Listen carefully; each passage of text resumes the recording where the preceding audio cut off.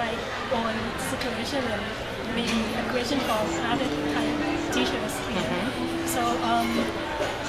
So for one thing, the problem about the classroom management is that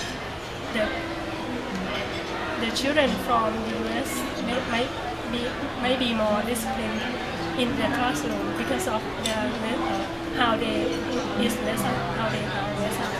But for Thai, so we don't have much discipline on that.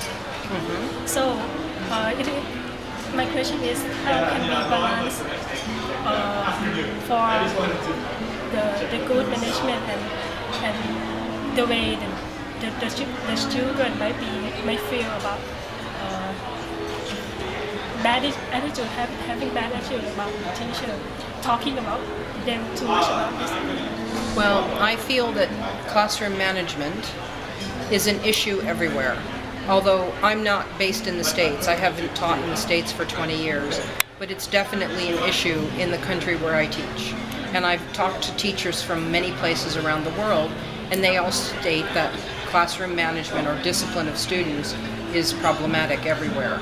I feel that one thing that you can do, and I think that the more students that are in a classroom, the more potential there is for discipline problems, because students don't feel that they get enough individualized instruction.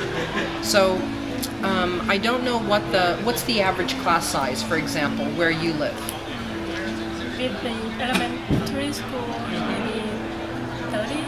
30. For the university level, maybe 40 to up to. See, that's a huge number of students. I mean, we complain when we have 30, okay? So I think lowering the number of students per class is one way to decrease the number of discipline problems. I also think that trying to make classes more enjoyable, more fun, is another way. However, it can have the opposite effect, because when students are having fun, they're laughing and they're making noise, and that might be construed as being misbehavior by some. We should have some kind of management to do. So, because I'm very upset with I'm very afraid about being hit by the students and they don't learn like this, so I don't score them much or teach them much about this.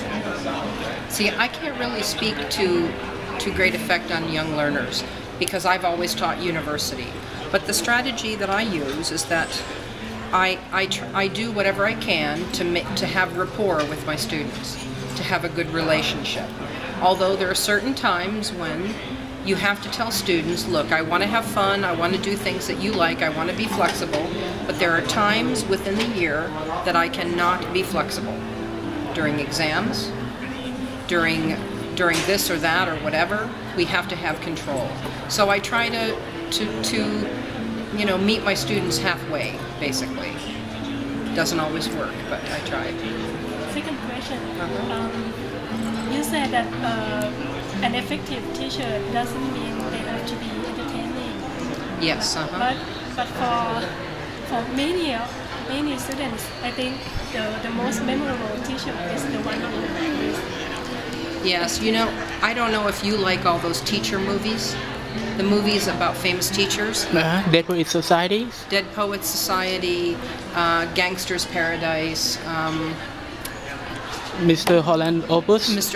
All those teachers. There was another one about a writing class, Freedom Writers.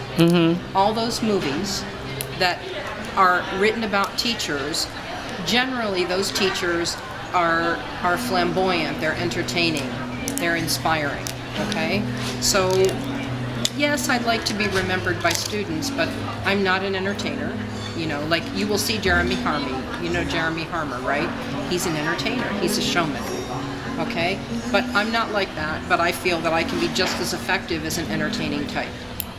So, but by using other personality characteristics.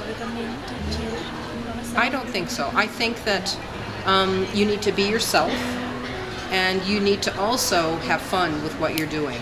I've noticed that teachers who get into the field, they're new into the field, they're so concerned about, oh, am I doing this right?